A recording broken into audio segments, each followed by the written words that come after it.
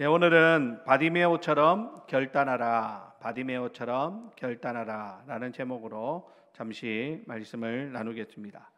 여러분 혹시 햄릿 증후군이라는 말을 들어보셨습니까?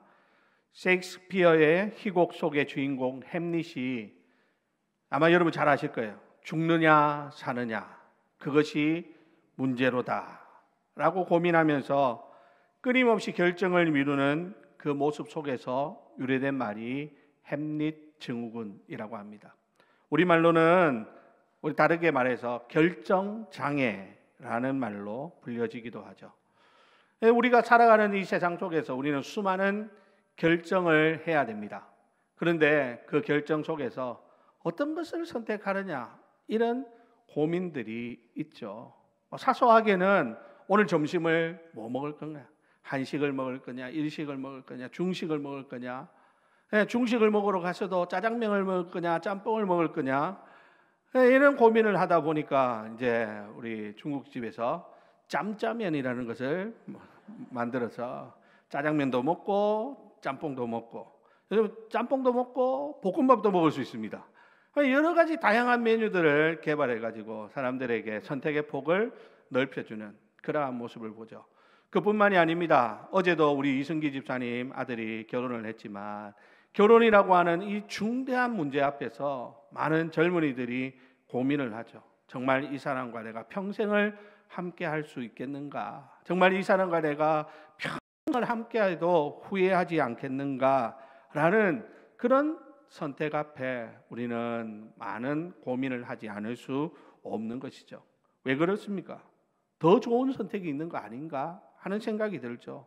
또 아니면 내가 하는 이 선택이 혹시 실패하면 어쩌나 하는 그런 두려움도 있기 때문이죠. 오늘날 우리 성도들도 신앙생활을 하면서 하나님 앞에서 결단하지 못하고 어떻게 할까 고민하는 그러한 모습을 볼 때가 있습니다. 정말 내가 이번에는 열심히 해야겠는데 당장은 내가 이렇게 하기에는 내가 좀 해야 할 일들이 더 많은 것 같고 내가 하나님 앞에 한 걸음 더 가면 내가 다른 일을 못하니까 손해보는 것은 아닌가, 내가 좀 더 상황이 좋아지면 그때 가서 해도 되지 않는가, 이렇게 결단을 유보하는 경우들이 있다라는 것입니다. 우리는 이것을 신중함이라고 포장하지만 사실은 하나님께 내 인생을 온전히 맡기지 못하는 불신앙이자 영적 결정 장애라고 볼 수도 있다라는 것이죠. 자, 그런데 여러분, 믿음의 세계에 있어서 잠시 유보한다라고 하는 것은 그냥 유보하는 것으로 끝나는 게 아니고 사실은 그 속에 뭐가 있습니까? 거절이라고 하는 그런 것으로 귀결되어지는 것들을 많이 보게 됩니다. 그런데 중요한 것은 하나님이 우리를 부르시는 그 타이밍은 마냥 우리를 기다려주지 않는다라고 하는 사실을 알아야 합니다. 우리는 하나님, 내가 5년만 더 있다가 10년만 더 있다가 내가 열심히 하겠습니다. 내가 이것만 조금 해결이 되면 그때 가서 내가 하나님 앞에 내가 헌신하겠습니다. 이러지만 그때가 되면 그때가 올지 안 올지도 모르는 것이고 그때가 되면 우리의 마음이 또 어떻게 변할지 알 수가 없는 것이고 무엇보다도 하나님의 때는 그때가 아니라 지금일 수 있다라고 하는 사실을 알아야 되는 것이죠. 오늘 우리가 살펴볼 본문의 주인공 바디메오는 평생 앞을 보지 못하는 어둠 속에 갇혀 살았던 사람입니다. 그에게는 아무런 선택권이 없었고 내일이 보장되지 않는 삶의 연속이었습니다. 자, 그런데 그에게 나사렛 예수가 지나가신다라는 소식이 그 귀에 들려집니다. 여러분, 이 바디메오에게 있어서도 지금 이 순간이 얼마나 중요한 순간이었겠습니까? 지금 이 시간 내가 예수님에게 소리를 지를까?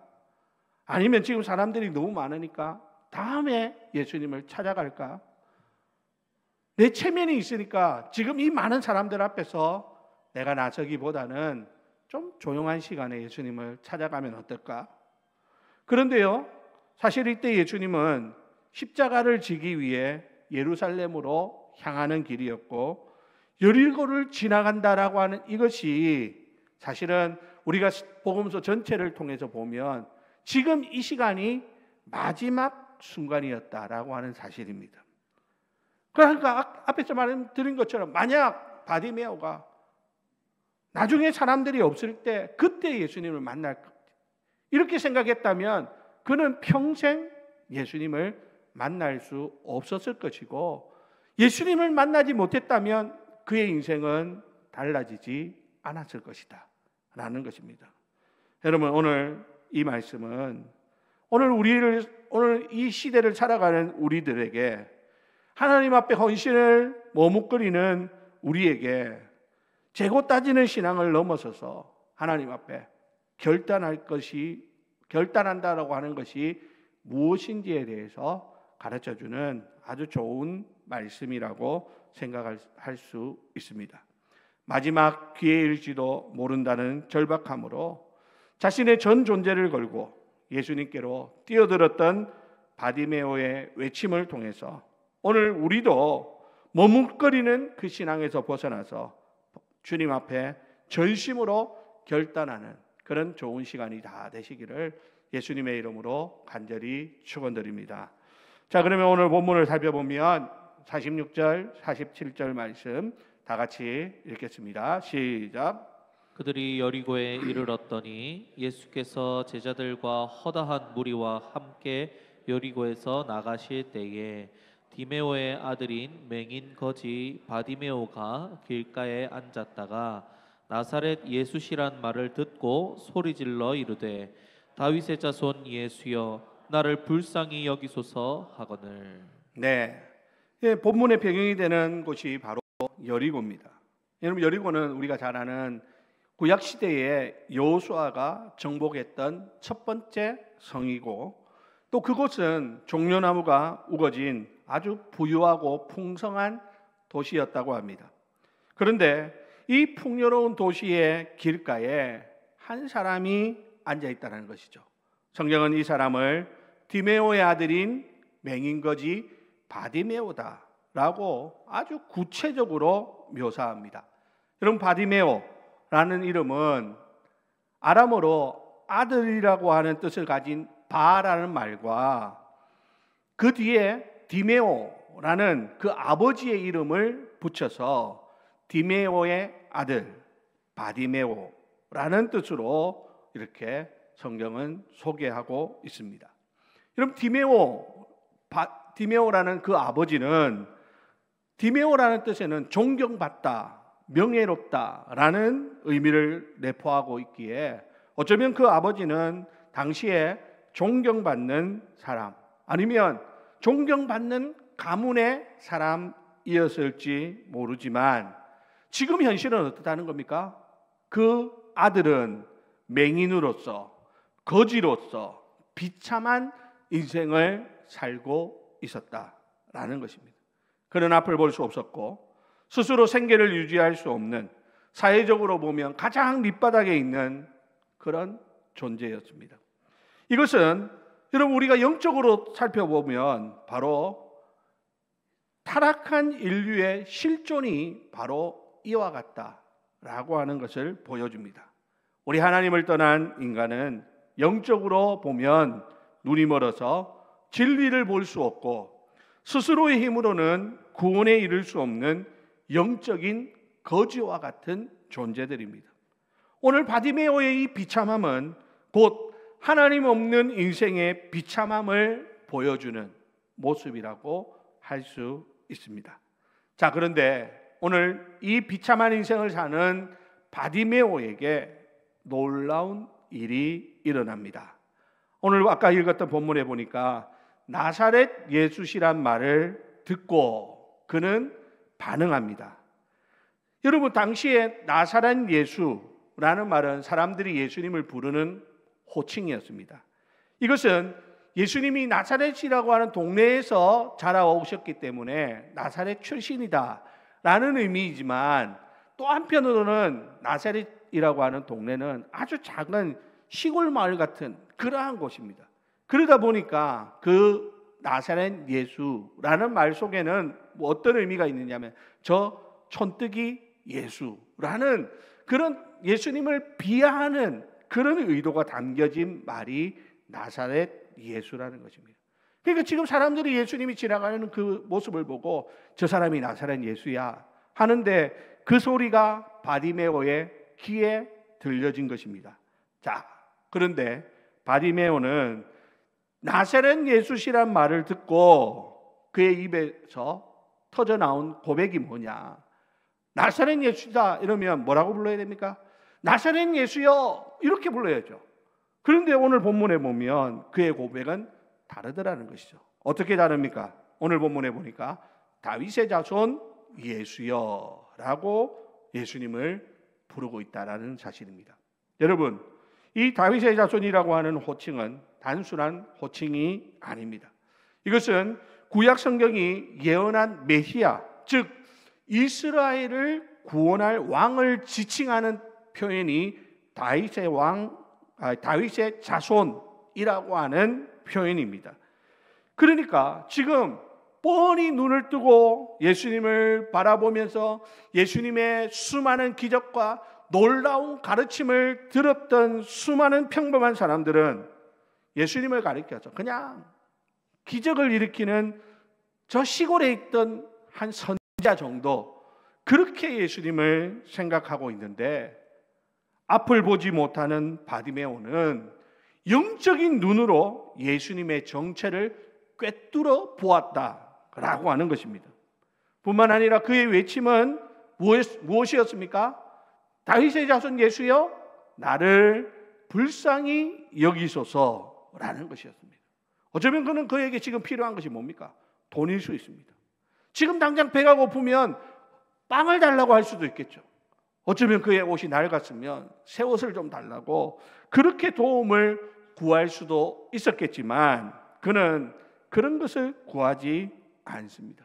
그는 예수님에게 오직 무엇을 구할 뿐입니까? 긍휼과 자비를 구하고 있는 겁니다. 나를 불쌍히 여겨주소서라는 것입니다. 사랑하는 성도 여러분, 우리가 하나님 앞에서 결단을 할 때 그 결단의 시작은 바로 이것입니다.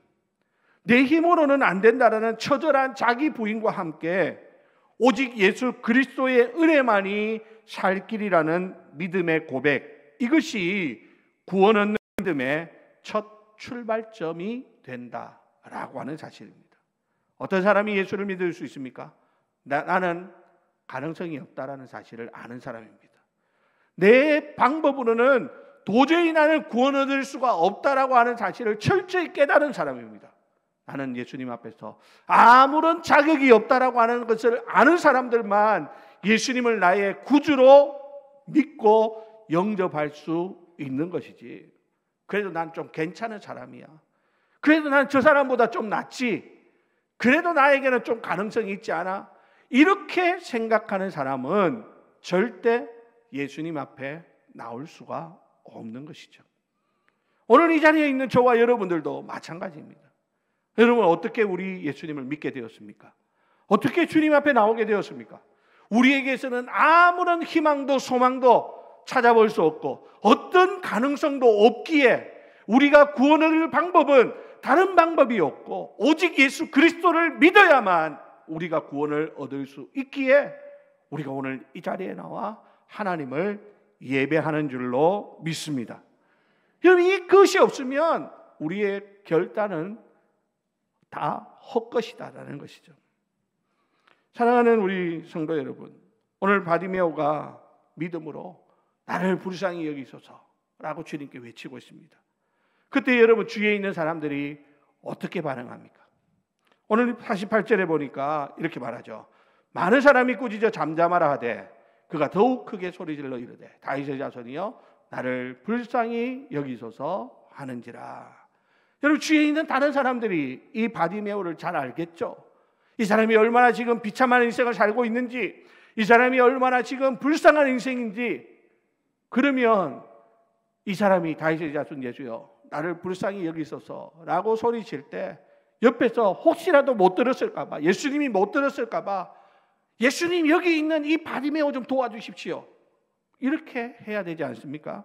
그런데 오늘 본문에 보니까 많은 사람이 꾸짖었다라고 하는 겁니다. 뭐라고 꾸짖습니까? 잠잠하라 라는 것입니다. 여러분, 여기서 꾸짖다라는 말은 야 조용해 이 말이 아닙니다. 이 꾸짖다라고 하는 이 단어는요, 예수님께서 귀신을 쫓아낼 때 사용했던 아주 강력한 의미가 담겨져 있는 단어입니다. 그러니까 지금 많은 사람들이 자신의 인생의 그 비참함에서 벗어나고자 나를 불쌍히 여겨달라고 부르짖는 그 바디메오를 향해서 꾸짖고 있더라는 거예요. 조용하라고. 사람들은 바디메오가 어떻게 되는 거에는 관심이 없습니다. 오히려 지금 예수님의 설교를 듣는데 방해가 된다고 생각했을 수도 있고, 이 더러운 거지가 이 예수님의 이 거룩한 행렬에 끼어든다라고 하는 것이 불쾌하게 여겨졌을지도 모르는 일입니다. 여러분, 우리가 하나님 앞에서 신앙적인 결단을 할 때도 이와 같은 일들이 얼마든지 일어날 수 있습니다. 아, 이제부터 나도 예수 믿어야 되겠다. 나도 이제부터 교회 다녀봐야 되겠다. 이제부터 내가 말씀대로 살아야 되겠다. 이제부터 나도 예수님을 위해서 살아야 되겠다. 이제부터 나도 예배 빠지지 말고 새벽에도 기도하고 큐티도 하고 해야 되겠다. 결심하는 순간 사탄은 그냥 내버려 두지 않는다는 것이죠. 많은 환경을 통해서, 특히 우리 가까운 사람을 통해서 우리를 주저앉히려고 합니다. 야, 네가 무슨 예수를 믿냐? 야, 네가 어떻게 교회를 다니냐?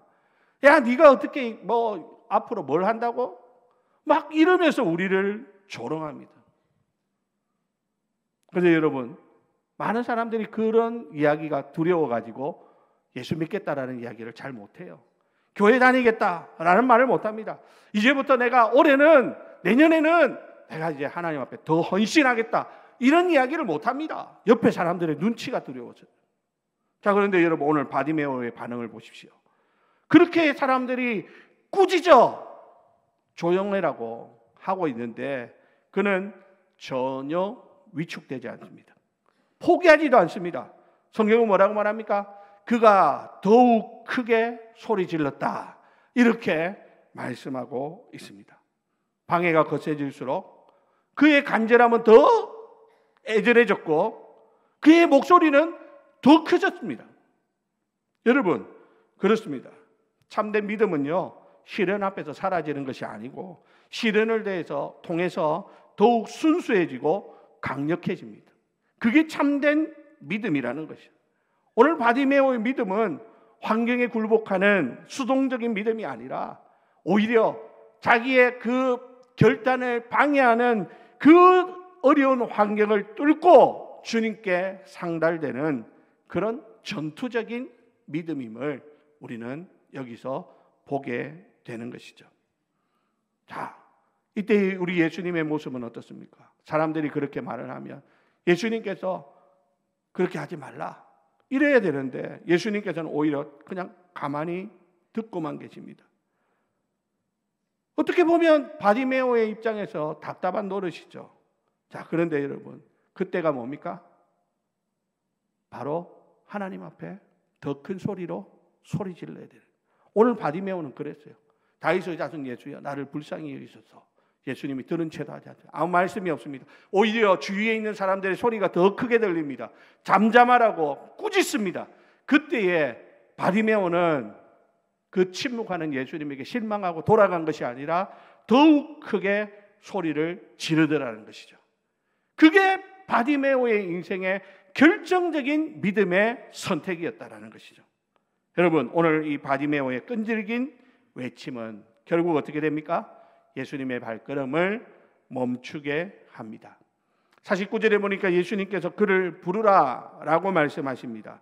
그러자 사람들이 비로소 바디메오에게 자, 안심하고 일어나라, 그가 너를 부르신다 하면서 바디메오에게 길을 열어줍니다. 자, 그런데 여러분, 그때 바디메오가 취한 행동이 어떤 행동인 줄 아십니까? 충격적인 행동을 합니다. 오늘 50절에 보니까 다 같이 한번 읽어볼까요? 시작. 맹인이 겉옷을 내버리고 뛰어 일어나 예수께 나아오거늘. 아멘. 자, 여러분, 이 말씀에서 어디가 충격적인 줄 아십니까? 바로 겉옷을 내버렸다라고 하는 것입니다. 여러분, 여기서 겉옷이 상징하는 바가 매우 큽니다. 당시 거지들에게 겉옷은 단순한 의복이 아니었습니다. 낮에는 뜨거운 태양을 가려주는 그늘이었고 밤에는 추위를 막아주는 이불이었으며 구걸할 때는 그 겉옷을 땅에 펴놓으면 사람들이 던져주는 동전을 받는 도구가 그가 지금 던져버린 이 겉옷이라는 것입니다. 어떤 학자들은 이 겉옷이 정부로부터 구걸을 허가받은 표식이었을 것이다, 이렇게 추정하는 사람도 있다고 합니다. 어쨌든 여러분, 바디메오에게 겉옷은 자신의 전 재산이자 생존 수단이고 그의 유일한 안전 장치였던 것은 분명합니다. 그런데 그가 예수님이 부르신다라는 말을 듣자마자 그는 그 겉옷을 내버리고 뛰어 일어납니다. 아직 그는 눈을 뜨지도 않았습니다. 아직 예수님이 그에게 어떤 일도 해주신 일이 없습니다. 만약 예수님이 그를 부르라 했다가 다시 돌아가라, 난 너에게 해줄 것이 없다, 이렇게 하시면서 그의 눈을 고쳐주시지 않는다면 그는 어떻게 됩니까? 다시 더듬더듬거리면서 그 겉옷이 어디 있는가를 찾아야 했을 것입니다. 그런데 오늘 바디메오는 돌아갈 길을 남겨두지 않습니다. 예수님이 나를 부르신다면 더 이상 이 거지 겉옷은 필요 없다라는 그런 확신 가운데 그는 과감하게 이 겉옷을 던져버린 것입니다. 여러분, 이것이 진정한 회개요 결단의 모습입니다. 우리는 종종 예수님을 믿는다고 하면서도 세상이 주는 겉옷을 꽉 움켜잡고 있을 때가 있습니다.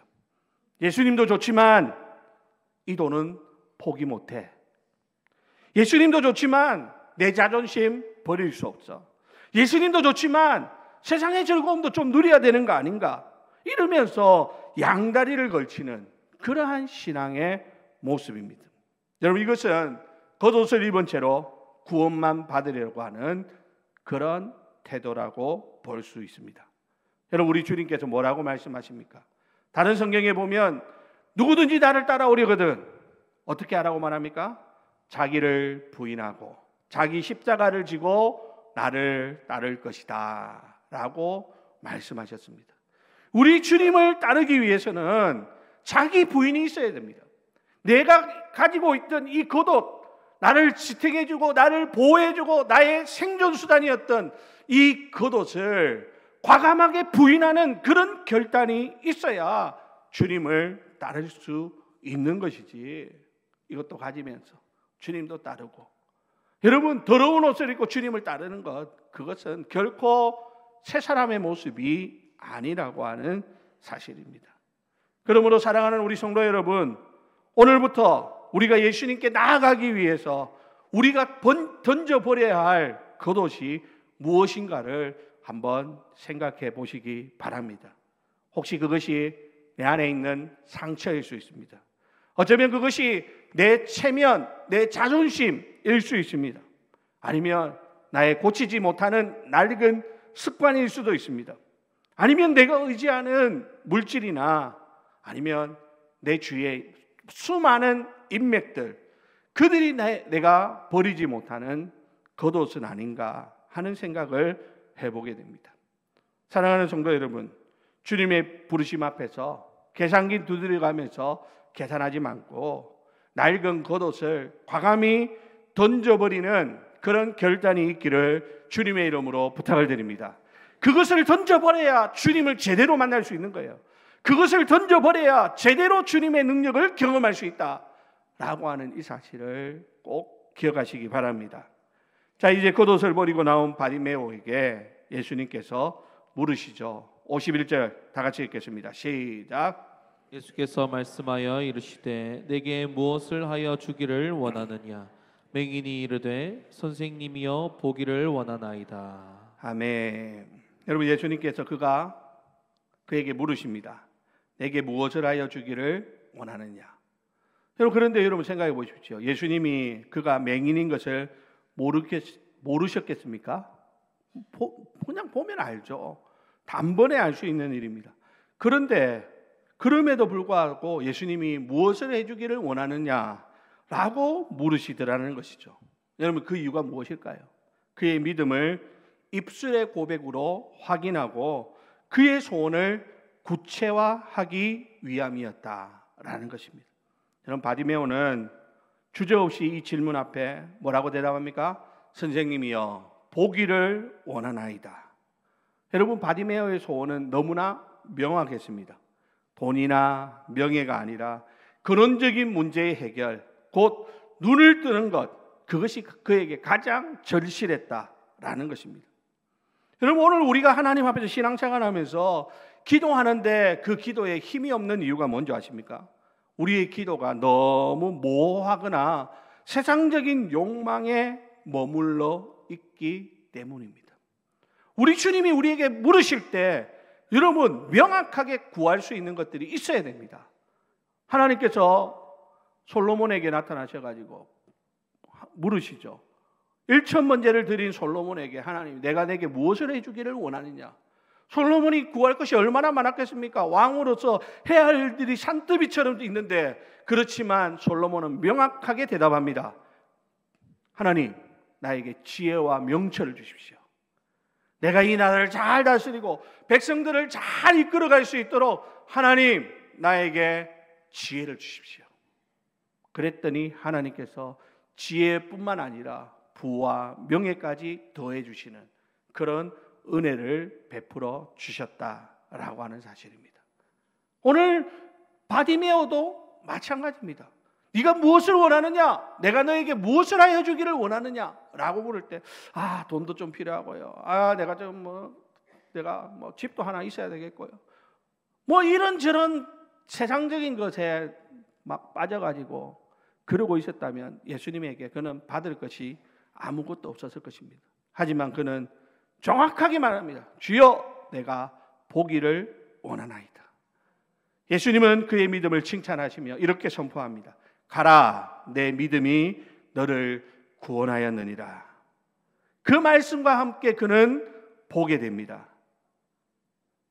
여러분 예수님이 말씀하시니까 일평생 풀리지 않았던 문제가 단번에 해결되는 것을 보십시오. 여러분 우리의 인생도 마찬가지입니다. 내 인생에 풀리지 않는 문제, 해결되지 않는 문제들 있죠.